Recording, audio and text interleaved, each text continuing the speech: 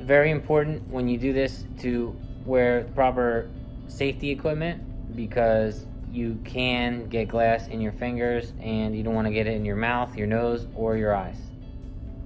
Today we are going to be taking the back glass off an iPhone XS Max. Pretty shattered.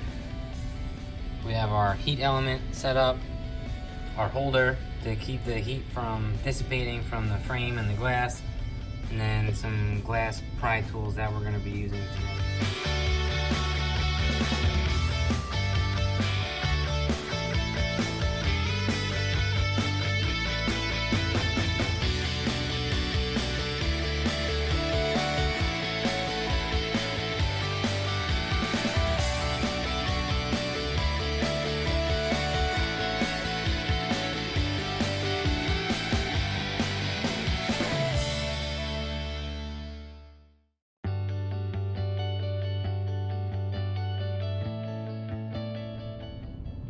We finished the glass. The glue just has to cure, and we'll remove any excess glue from the perimeter once it's dried.